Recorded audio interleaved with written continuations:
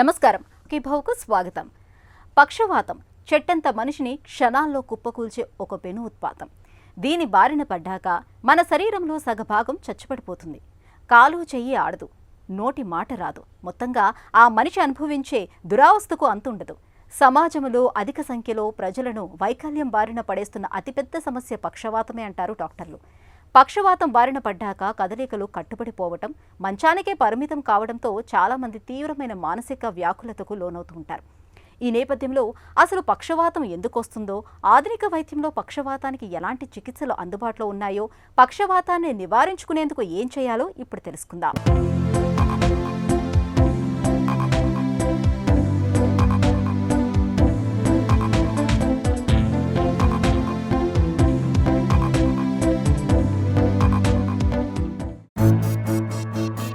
కరువు వస్తే అల్లాడిపోతాం,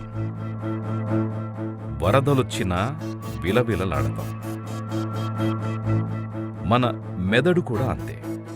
ఉన్నట్టుండి రక్తనాళాలు పూడుకుపోయి కొంత భాగానికి రక్తం కరవైతే అది చచ్చుబడిపోతుంది. అలాగే ఎక్కడన్నా రక్తనాళం చిట్లిపోయి రక్తం వరద పోటెత్తినా మెదడు దెబ్బతినిపోతుంది. ఈ రెండింటిలో ఏ వైపరీత్యం సంభవించినా అంతిమ ఫలితం మాత్రం పక్షవాతమే. చెట్టంత మనిషిని హఠాత్తుగా నిర్వీర్యుణ్ణి చేసే అతిపెద్ద వైపరీత్యమిది. ఒంట్లో సగభాగం చచ్చుబడి కాలు చెయ్యి ఆడక, నోట మాట రాక ఆ మనిషి అనుభవించే దురవస్థకు అంతుండదు. పక్షవాతం గురించి మామూలు మాటల్లో చెప్పాలంటే మన ఇళ్లలోని నీళ్ల పైపుల్లో తలెత్తే సమస్య లాంటిదే ఇది. ఇళ్లల్లో నీళ్ల గొట్టాల్లాగానే మన మెదడులో రక్తనాళాలుంటాయి. ఇంటి గొట్టాల్లో నీళ్లు ప్రవహిస్తుంటే ఈ మెదడులోని నాళాల్లో రక్తం ప్రవహిస్తూ ఉంటుంది. ఇవి కీలక మెదడు భాగాలకు నిరంతరం రక్తం అందిస్తూ ఉంటాయి.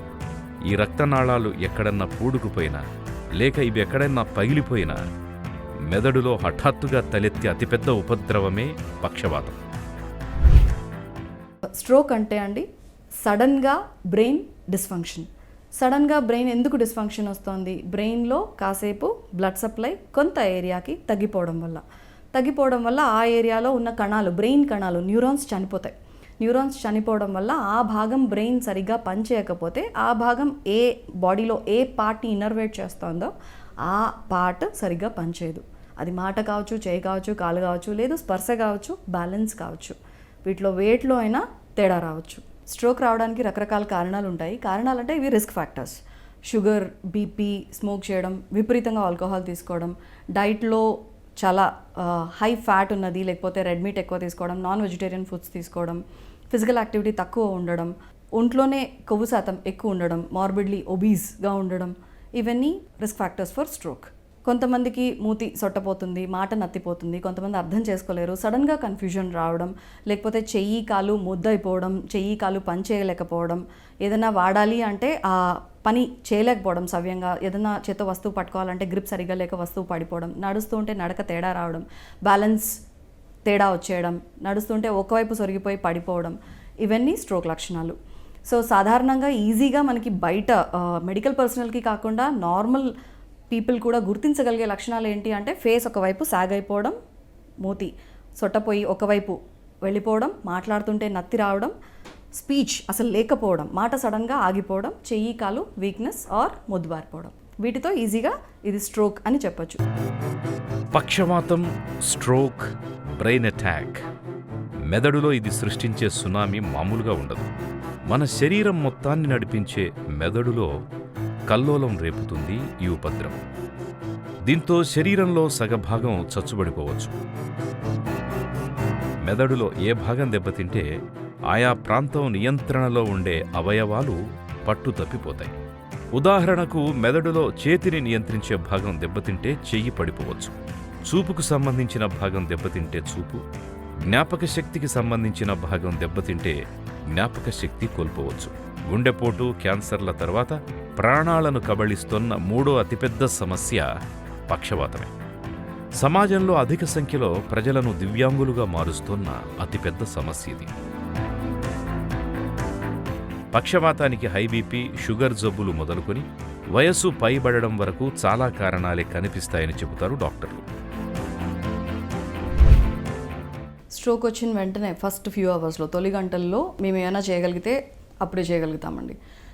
దాని తర్వాత ఆ ఫస్ట్ ఫ్యూ అవర్స్ అయిపోయిన తర్వాత లేకపోతే ఒక రోజు అయిపోయిన తర్వాత అందరూ చేయగలిగినట్టే మామూలుగా బ్లడ్ థిన్నర్స్ పెట్టుకోవడము, లేకపోతే షుగర్, బీపీ, ఫ్యాట్స్ వీటి కోసం మందులు ఇవ్వడము, ఎక్సర్సైజ్, రీహాబిలిటేషన్ చూడడం. ఫస్ట్ ఫ్యూ అవర్స్లో ఏంటంటే ఫర్దర్ డ్యామేజ్ అవ్వకుండా ఆల్రెడీ ఏదైతే ఫర్ ఎగ్జాంపుల్ ఒక పేషెంట్కి చెయ్యి సరిగా పనిచేయట్లేదు అని వచ్చారు, అలా ఆ మూమెంట్లో ట్రీట్మెంట్ ఇమీడియట్గా అందకపోతే చెయ్యి తర్వాత కాలు పనిచేయకపోవచ్చు, కాలు పారలైజ్ అయిపోవచ్చు, మాట తేడా వచ్చేయచ్చు, మాట అసలు రాకపోవచ్చు. అండ్ ఇంకా స్ట్రోక్ ఫర్దర్గా పెరుగుతూ పోతే బ్రెయిన్లో కంప్లీట్గా మనిషి ధ్యాస కూడా కోల్పోవచ్చు. సో స్ట్రోక్ ఉన్న మూమెంట్లో ఎంత సిమ్టమ్ ఉందో అది అక్కడ ఆగిపోదు. ఒకసారి వచ్చింది అంటే అది అక్కడ ఆగిపోదు, ఇవాల్వ్ అవుతుంది. ఇవాల్వ్ అవ్వడం అంటే ఏంటి? బ్రెయిన్లో పక్కన అడ్జసెంట్గా ఉన్న ఏరియా అంతా బ్లడ్ సప్లై అందక డ్యామేజ్ అయిపోవడం. ద మూమెంట్ పక్కన ఉన్న ఏరియా డ్యామేజ్ అయిపోతూ వెళ్తోంది అంటే ఒకదాని తర్వాత ఒకటి చెయ్యి, కాలు, మాట, ధ్యాస, మింగడం ఇట్లాంటివన్నీ ఒకదాని తర్వాత ఒకటి ఇన్వాల్వ్ అవుతూ వెళ్తాయి. సో ఎక్స్టెంట్ ఆఫ్ డ్యామేజ్ని ఆపాలి అంటే ఫస్ట్ ఫ్యూ అవర్సే important. And as already noted, ఇంతకుముందు చెప్పినట్లు ఫ్యూ సెకండ్స్లో మిలియన్స్ ఆఫ్ న్యూరాన్స్ చనిపోతాయి. మిలియన్స్ ఆఫ్ న్యూరాన్స్ పోతున్నాయి, డ్యామేజ్ ఎక్స్టెండ్ అవుతోంది, డెఫిసిట్ పెరిగిపోతోంది అన్నప్పుడు మేము చేయగలిగింది డ్యామేజ్ ఆపడం, డెఫిసిట్ పెరగకుండా పోవడం. ఆపాలి అంటే ఆల్రెడీ ఉన్న క్లాట్ ఇమీడియట్గా అన్నా దాన్ని పల్చగా చేసేసి క్లాట్ లైసిస్ అన్నా చేయాలి, లేకపోతే ఉన్న క్లాట్ని ఏదైనా డివైస్ పెట్టి తీసేయాలి. సో దీనికి 2 ఆప్షన్స్ ఉన్నాయి. ఒకటేమో క్లాట్ బస్టర్ ఇంజెక్షన్స్ ఇవ్వడం. క్లాట్ బస్టర్ అంటే ఇది క్లాట్నే థిన్ అవుట్ చేసేస్తుంది, సన్నగా చేసేసి క్లాట్ని కరిగించేసేసి దాని తర్వాత బ్లడ్ సప్లై మళ్ళీ ఆ భాగానికి రెజ్యూమ్ అయ్యేట్లు చూస్తాయి ఇంజెక్షన్స్. ఇంకొకటి ఏంటంటే క్లాట్ బ్లడ్ వెజల్లో ఏదైతే క్లాట్ అయిందో, పెద్ద బ్లడ్ వెజల్లో కనుక క్లాట్ అయితే ఒక టైం విండో తర్వాత ఆ క్లాట్ని ఆర్ విదిన్ టైం విండో వస్తున్నారు అంటే 2 కలిపి కూడా చేయొచ్చు. 2 ప్రొసీజర్స్ క్లాట్ని వెనక్కి తీసేయచ్చు. సో ఈ 2 ప్రొసీజర్స్తో మనం యాడెడ్ అడ్వాంటేజ్ ఏంటి అంటే కొత్తగా ప్రాబ్లం ఎక్స్టెండ్ అవ్వకుండా, డ్యామేజ్ ఎక్స్టెండ్ అవ్వకుండా ఆపచ్చు. బ్రెయిన్లో డ్యామేజ్ ఎక్స్టెండ్ అవ్వట్లేదు అంటే రేపొద్దున ఫంక్షనల్ డెఫిసిట్, కాలో చేయో బాగా వీక్ అయిపోయినాయి, ఒకదాని తర్వాత ఒకటి ఇన్వాల్వ్ అయినాయి అనేవి అవాయిడ్ చేయొచ్చు. అండ్ ఇన్వాల్వ్ అయిన దాన్ని మెల్లగా వేగంగా వెనక్కి ఇంప్రూవ్ అయ్యేట్లు చూడొచ్చు. గుండెపోటులాగే పక్షవాతం కూడా ఎప్పుడు ఎలా విరుచుకుపడుతుందో, మనిషిని ఎలా కుప్పకూలుస్తుందో చెప్పలేం. అయితే పక్షవాతం రావటానికి ముందు మనకు కొన్ని అనుమానిత సంకేతాలు కనిపిస్తూ ఉంటాయి. రక్తపోటు బాగా పెరిగిపోవటం, ఊపిరి సరిగ్గా తీసుకోలేకపోవటం, వాంతింగ్స్ అవుతున్నట్లుగా ఉండటం, శరీరం అంతా తూలిపోతున్నట్లుగా ఉండటం, మాట తడబడటం, చూపు మసకబారటం, ఇవన్నీ పక్షవాతం తాలూకు సంకేతాలే అంటారు డాక్టర్లు. పక్షవాతం గురించిన మరిన్ని వివరాలను ఇప్పుడు తెలుసుకుందాం.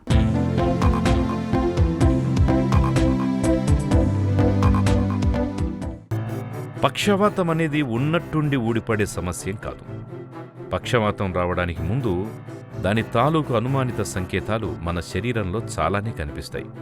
ఉన్నట్టుండి ముఖం, కాలు, చెయ్యి మొద్దుబారుతున్నట్లు, ముఖ్యంగా ఒంట్లో ఒకవైపు బలహీనపడుతున్నట్టు, పట్టు తప్పుతున్నట్టు అనిపించడం, ఉన్నట్టుండి మాట తడబడడం, అంతా అయోమయంగా అర్థం చేసుకోవడం కష్టంగా అనిపించడం, ఉన్నట్టుండి ఒక కన్ను లేదా 2 కళ్లల్లో చూపు తగ్గినట్టు అనిపించడం, నడక కష్టంగా మారడం, తల తిరుగుతున్నట్టుగా ఉండడం, ఉన్నట్టుండి ప్రత్యేకించి కారణమేదీ లేకుండానే తీవ్రమైన తలనొప్పి మొదలవ్వడం, ఇవన్నీ పక్షవాతాన్ని పట్టించే అనుమానిత సంకేతాలే. పక్షవాతాన్ని గుర్తించేందుకు ఆంగ్లంలో FAST ఫాస్ట్ అనే పదాల్ని గుర్తుంచుకోవాలని చెబుతారు డాక్టర్లు. స్ట్రోక్ ట్రీట్మెంట్ అక్యూట్ ఫ్యూ అవర్స్లో జరిగే ట్రీట్మెంట్. ఫ్యూ అవర్స్లో ఈ ఇంజెక్షన్స్ ఇవ్వచ్చు, లేకపోతే మెకానికల్ థ్రాంబెక్టమీ అంటాం. ఇందాక చెప్పిన ప్రొసీజర్ క్లాట్ ఏదైతే ఉందో బ్లడ్ వెజల్ నుంచి తీయడం, మెకానికల్ థ్రాంబెక్టమీ చేయొచ్చు. దాని తర్వాత ఇవేవి కాదు, అవుట్ ఆఫ్ గోల్డెన్ అవర్ ఒక 2 రోజుల తర్వాత స్ట్రోక్ వచ్చిన 3వ రోజుకో వచ్చారు పేషెంట్. అప్పటి నుంచి ఏంటంటే స్ట్రోక్ వచ్చిన ఫ్యూ డేస్లో బీపీ మానిటర్ చేయడం, దాని తర్వాత షుగర్ లెవెల్స్ ఎలా ఉన్నాయో చూసుకోవడం, దాని తర్వాత టెంపరేచర్స్ ఏమైనా పెరుగుతున్నాయా తగ్గుతున్నాయో చూసుకోవడం, ఇవన్నీ కూడా ఇంపార్టెంట్. అండ్ మనిషి ధ్యాస ఎలా ఉంది, ఇవన్నీ చూసుకోవడం ఎందుకు ఇంపార్టెంట్ అంటే స్ట్రోక్లో ఇవన్నీ ఏదైనా టెంపరేచర్ ఎక్కువ ఉంది, షుగర్స్ చాలా ఎక్కువ ఉన్నాయి, బీపీ చాలా ఎక్కువ ఉంది, ఇవన్నీ ఫర్దర్ డ్యామేజ్కి కారణాలు. సో అవన్నీ ప్రివెంట్ చేయాలంటే ఇవన్నీ అడ్రస్ చేయాలి. సో ఒరిజినల్ స్ట్రోక్ ట్రీట్మెంట్తో పాటు ఇవన్నీ అడ్రస్ చేస్తాం. And over long term patient వచ్చారు, ట్రీట్మెంట్ ఇచ్చాము, దాని తర్వాత డిశ్చార్జ్ అయ్యారు. At the time of discharge 1 వీక్కి డిశ్చార్జ్ అయ్యారు, లేకపోతే 10 రోజులకి డిశ్చార్జ్ అయ్యారు, ఆ టైంకి చెయ్యి కాలు వచ్చేస్తుందని కాదండి. ఆ టైంకి మేము చూసుకునేది ఏంటంటే ఫస్ట్ ఫ్యూ డేస్లో పేషెంట్ లైఫ్ ఉందా లేదా. ఎందుకు అంటే బ్రెయిన్ స్ట్రోక్ పెద్దది ఉంటే దాని చుట్టూతా వాపు వచ్చేసేసి దాని కింద చిన్న మెదడులో కొన్ని సెంటర్స్ ఉంటాయి, ఊపిరి తీసుకోవడానికి, లేకపోతే బీపీ మెయింటైన్ అవ్వడానికి, హార్ట్ ఆడడానికి, ఇవన్నీ సెంటర్స్ ఉంటాయి. ఆ ప్రెషర్ కింద వాటి మీద పడి సడన్గా ఈ ప్రాబ్లమ్స్ అన్ని బీపీ ఫ్లక్చువేట్ అయిపోవడం, లేకపోతే హార్ట్ రేట్స్ తేడా వచ్చేయడం, ఇవన్నీ అవుతాయి. లేదు మనిషి పూర్తిగా కోమాలో ఉన్నారు అంటే కొన్నిసార్లు ఆస్పిరేషన్ అవుతుంటుంది. ఆస్పిరేషన్ అంటే మనకి స్పృహ ఉంటే ముక్కు నుంచి వెళ్తున్నది, నోట్ నుంచి వెళ్తుంది, డైరెక్ట్గా అన్ననాళిక ద్వారా కిందికి స్టమక్లోకి వెళ్ళిపోతుంది. ఒకవేళ ధ్యాస లేదు అంటే ఆటోమేటిక్గా అక్కడ పోర్టల్ ఓపెన్ ఉంది కాబట్టి లంగ్స్లోకి వెళ్ళే ఛాన్స్ ఉంటుంది. ఈ సెక్రీషన్స్ అన్ని లంగ్స్లోకి వెళ్తే దీన్ని ఆస్పిరేషన్ అంటాం. సో ఆస్పిరేషన్ అవ్వకుండా చూడడం, కొమటోస్ పేషెంట్స్కి మిగతా కేర్ అంతా, యూరిన్ ఎలా మేనేజ్ చేస్తున్నాం, బెడ్ సోర్స్ రాకుండా చూడడం, పొజిషన్ చేంజ్ చేసుకోవడం, బీపీ షుగర్ ఫ్లక్చుయేషన్స్ చూసుకోవడం, టెంపరేచర్స్ మెయింటైన్ చేయడం, వాపు వస్తే వాపుని తగ్గించడం. ఇన్ కేస్ వాపు చాలా ఎక్కువ ఉంది, మొత్తం ప్రెషర్ వచ్చేస్తుంది అంటే కొన్ని కేసెస్లో సర్జరీ చేయడం. సర్జరీ చేయకపోతే కార్డియాక్ అరెస్ట్ దాకా, హార్ట్ ఆగిపోయే అవకాశం కూడా ఉంటుంది. కాబట్టి ఇవన్నీ చూసుకుంటూ రావాలి. సో అక్యూట్ స్ట్రోక్ ట్రీట్మెంట్ వీటన్నింటినీ కలిపే, జస్ట్ క్లాట్ లైజ్ చేసామా, క్లాట్ రిట్రీవ్ చేసామా అన్నట్లు కాకుండా మిగతా అవన్నీ కూడా ఇంపార్టెంట్. ఇవన్నీ చూసుకుంటూ పేషెంట్ డిశ్చార్జ్ అయిన తర్వాత మిగతా బ్లడ్ థిన్నర్స్ ఏవైతే హాస్పిటల్లో ఉన్నప్పుడే స్టార్ట్ చేస్తామో ఆ బ్లడ్ థిన్నర్స్ డోసెస్ కొంచెం అడ్జస్ట్ చేసుకుంటూ, బ్లడ్ థిన్నర్స్ కంటిన్యూ చేసుకుంటూ, అప్పుడప్పుడు ఈ స్క్రీనింగ్ చేసుకుంటూ బీపీ ఎలా ఉంది, షుగర్ ఎలా ఉంది, ఫాలోఅప్ కాన్స్టెంట్ ఫాలోఅప్స్లో పెట్టుకుంటూ వెళ్తాం. పక్షవాతం ప్రధానంగా 2 రకాలుగా రావచ్చు. మెదడులోని రక్తనాళాల్లో ఎక్కడన్నా పూడిక ఏర్పడి రక్త సరఫరా నిలిచిపోవడంతో మెదడులోని కొంత ప్రాంతానికి రక్త సరఫరా అందదు. దీన్ని ఇస్థిమిక్ స్ట్రోక్ అంటారు. ఇక రక్తపోటు పెరగడం వల్ల కానీ, లేకపోతే రక్తనాళాల గోడల్లో ఇతరత్ర సమస్యలు తలెత్తడం వల్ల కానీ మెదడులోని రక్తనాళం ఎక్కడైనా చిట్లినప్పుడు అక్కడ రక్తం గడ్డగడుతుంటుంది. దీన్నే హెమరేజిక్ స్ట్రోక్ అంటారు. ఇస్కిమిక్ స్ట్రోక్ విషయంలో రక్తనాళాల్లో పూడికల్ని కరిగించేందుకు మందుల్నిస్తూ మెదడుకు సాధ్యమైనంత త్వరగా రక్త సరఫరాను పునరుద్ధరించాల్సి ఉంటుంది. 2వ తరహా పక్షవాతం హెమరేజిక్ స్ట్రోక్ విషయంలో రక్తపు గడ్డల్ని కరిగించే మందులు కాకుండా ఇతరత్రా మందులతో చికిత్స చేయాల్సి ఉంటుంది. అవసరమైతే ఆపరేషన్ కూడా చేయాల్సి ఉంటుంది. పక్షవాతం విషయంలో తొలి 4-5 గంటలు చాలా కీలకమని, ఈ గోల్డెన్ అవర్స్లో వైద్య సాయం అందిస్తే పక్షవాతం ప్రభావాన్ని చాలా వరకు తగ్గించవచ్చని చెబుతారు డాక్టర్లు. ట్రీట్మెంట్ పాయింట్ ఆఫ్ వ్యూలో న్యూ ట్రీట్మెంట్ ఆప్షన్స్ అంటే ఇది ట్రీట్మెంట్ ఎప్పుడూ స్ట్రోక్ ఎవాల్వ్ అవుతూనే వచ్చిందండి. ఇనీషియల్గా మాకు మామూలు ట్యాబ్లెట్స్ ఉండేవి, దాని తర్వాత క్లాట్ బస్టర్ ఇంజెక్షన్స్ వచ్చాయి, దాని తర్వాత థ్రాంబెక్టమీ వచ్చింది. థ్రాంబెక్టమీకి రకరకాల డివైజెస్తో స్టార్ట్ చేశారు. ఇనీషియల్గా స్టార్ట్ చేసిన డివైస్తో ప్రాబ్లం ఉంది కాబట్టి every time there was an improvement. Next device improve చేసుకుంటూ వెళ్ళారు. ఇప్పుడున్న devices very well safe, at the same time ఈజీగా క్లాట్స్ రిట్రీవ్ చేసేయచ్చు. దీని మీద న్యూరో ప్రొటెక్టివ్స్ కొన్ని ఎక్స్ట్రా మందుల రూపంలో వచ్చాయి. ఇంజెక్షన్స్ కొత్తగా కొన్ని ఇంజెక్షన్స్ వచ్చేసాయి. క్లాట్ బస్టర్, మెకానికల్ థ్రాంబెక్టమీ కాకుండా కొన్ని ఇంజెక్షన్స్కి కూడా రీసెంట్గా అప్రూవల్స్ వచ్చాయి. ఈ ఇంజెక్షన్స్ ఏంటంటే బ్రెయిన్ ప్రొటెక్ట్ చేయడానికి అండ్ డ్యామేజ్ తగ్గించడానికి వాడుతున్నారు. ఇవి కూడా ఫస్ట్ ఫ్యూ అవర్స్లో మల్టిపుల్ ఇంజెక్షన్స్, కొన్ని గంటల్లో కొన్ని రోజుల వరకు మల్టిపుల్ ఇంజెక్షన్స్ ఇచ్చే అవకాశం ఉంది. ఈ ఇంజెక్షన్స్ కూడా ఇప్పుడు న్యూరో ట్రీట్మెంట్ మోడాలిటీస్లో మెల్లమెల్లగా స్టార్ట్ చేస్తున్నాం. Stroke rehabilitation starts from day 1, వచ్చిన రోజు నుంచి స్టార్ట్ అవుతుందండి. పేషెంట్ ఫస్ట్ ఇమీడియట్ కేర్ ఏదైతే అక్యూట్గా గంటల్లో వచ్చారంటే ఇందాక చెప్పిన ప్రొసీజర్స్ ఎలిజిబుల్ ఉన్నాయంటే అవి చేసేస్తాం. దాంతోపాటు మెడికల్ ట్రీట్మెంట్ అంటే మందులు, ఇంజెక్షన్స్ స్టార్ట్ అయిపోతాయి. దాంతోపాటు ఫిజియోథెరపీ ఎప్పటి నుంచి ఎంత వేగంగా రెజ్యూమ్ చేయగలిగితే అంత ఎర్లీ ఫిజియోథెరపీ స్టార్ట్ చేస్తాం. ఎంత వేగంగా మనం బ్రెయిన్ని స్టిమ్యులేట్ చేస్తున్నాం, ఫిజియోథెరపీ అంటే స్టిమ్యులేట్ చేయడమే బ్రెయిన్ని. సో బ్రెయిన్ని స్టిమ్యులేట్ చేస్తున్నాము, అంత వేగంగా రికవరీ ఉంటుంది. కాబట్టి బ్రెయిన్ స్టిమ్యులేషన్ ఫిజియోథెరపీ ద్వారా అట్ ద ఎర్లియస్ట్ రెజ్యూమ్ చేస్తాం. ఇంకొకటి ఏంటంటే స్వాలోయింగ్. కొంతమంది స్ట్రోక్ వచ్చిన వాళ్ళకి ఈ కండరాలు కూడా పనిచేయవు. సో కండ పనిచేయనప్పుడు ఏమవుతుంది, డైరెక్ట్గా మనం అనుకున్నట్టు కడుపులోకి వెళ్లకుండా ఆస్పిరేషన్స్ అవుతాయి, కండ కోఆర్డినేటెడ్గా మూవ్ కాకపోతే. సో అలాంటి కేసెస్కి డిస్ఫేజియా స్క్రీనింగ్ ఉంటుంది. డిస్ఫేజియా స్క్రీనింగ్ మెల్లమెల్లగా న్యూరాలజిస్ట్ చూస్తూ ఉన్నప్పుడు తెలిసిపోతుంది. ఎప్పుడైతే తన కొంచెం బెటర్ అవుతున్నారో, ధ్యాస మెరుగవుతోంది, మింగుడు పడుతోంది, గొంతు కండరాలు పనిచేస్తున్నాయి, పర్వాలేదు ట్రై చేయొచ్చు అన్నప్పుడు డిస్ఫేజియా స్క్రీనింగ్ సెమీ సాలిడ్ డైట్తో, కర్డ్ కన్సిస్టెన్సీ అంటే పెరుగు కన్సిస్టెన్సీ ఉన్న దాంతోనే స్టార్ట్ చేస్తాం. మింగగలుగుతున్నారు, పొరబోవట్లేదు, దగ్గు రావట్లేదు, కరెక్ట్గా మింగగలుగుతున్నారు అన్నప్పుడు అలా మెల్లమెల్లగా రెజ్యూమ్ చేసుకుంటూ వెళ్తాం. సెమీ సాలిడ్, దాని తర్వాత ఇంకొంచెం కన్సిస్టెన్సీ కొంచెం హార్డర్గా వెళ్ళడం, అలా మెల్లగా ఫుడ్ కూడా అలో చేస్తాం. ఈ రెండింటితో పాటు స్పీచ్ థెరపీ, మాట్లాడలేకపోతున్నారంటే స్పీచ్ థెరపీ కూడా అవసరం. కొంతమందికి మాట ఫ్లూయెన్సీ తగ్గుతుంది. ఇంతకుముందు చాలా ఫ్లూయెంట్గా మాట్లాడేవాళ్ళు ఇప్పుడు సెంటెన్స్కి ఒకటే పదం మాట్లాడుతున్నారు, లేదు నౌన్స్ ప్లేస్లో అది ఇది అని సబ్స్టిట్యూట్ చేస్తున్నారు. ఇది కాదు, అసలు మాటే లేదు. స్పీచ్ థెరపీ అవసరం. స్పీచ్ థెరపీ కూడా స్టిమ్యులేషన్ అనమాట. రకరకాలుగా కొన్ని పదాలు వాడలేకపోతున్నారు అంటే దాని ప్లేస్లో వేరే పదం ఇమ్మీడియట్గా తీసుకురాగలిగేటు, లేదు వేరే లాంగ్వేజ్లో ఇమ్మీడియట్గా చెప్పగలిగేట్లు. తెలుగులోనే మాట్లాడుతున్నారు, తెలుగు పదం దొరకట్లేదు, ఇంగ్లీషో హిందీనో, అలా సబ్స్టిట్యూషన్స్ చేయగలిగేట్లు. అండ్ కొన్ని చదువుతూ పోతే సేమ్ మన శ్లోకాలే ఉన్నాయి. ఇండియన్ దీనికి కల్చర్కి అయితే శ్లోకాలు ఉన్నాయి, లేదు ఇంకేదైనా స్పిరిచువల్ ఇవి నడుస్తున్నాయి. వాటిని చదువుతున్నా కానీ అవి క్లిష్టంగా ఉంటాయి కాబట్టి పదాలు, అవి మల్టిపుల్ టైమ్స్ అలా రోజు చదువుకుంటూ పోతున్నా కానీ స్పీచ్ ఇంప్రూవ్ అవుతుంది. అర్థం చేసుకోవడానికి కొంతమందికి ప్రాబ్లం ఉంటుంది. వాళ్ళు మాట్లాడగలుగుతారు కానీ మనం చెప్పేది అర్థం కాదు. దానికి కూడా రకరకాల స్టిమ్యులెంట్ స్ట్రాటజీస్ ఉంటాయి. పక్షవాతానికి సకాలంలో సరైన వైద్యం తీసుకోవటం చాలా అవసరం. ముఖ్యంగా పక్షవాతం వచ్చిన తొలి గంటను అమూల్యమైనదిగా చెప్పుకోవాలి.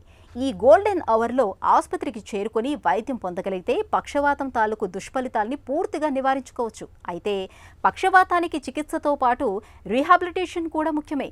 పక్షవాతానికి చికిత్స, రీహాబిలిటేషన్ గురించిన పూర్తి వివరాల్ని ఇప్పుడు తెలుసుకుందాం.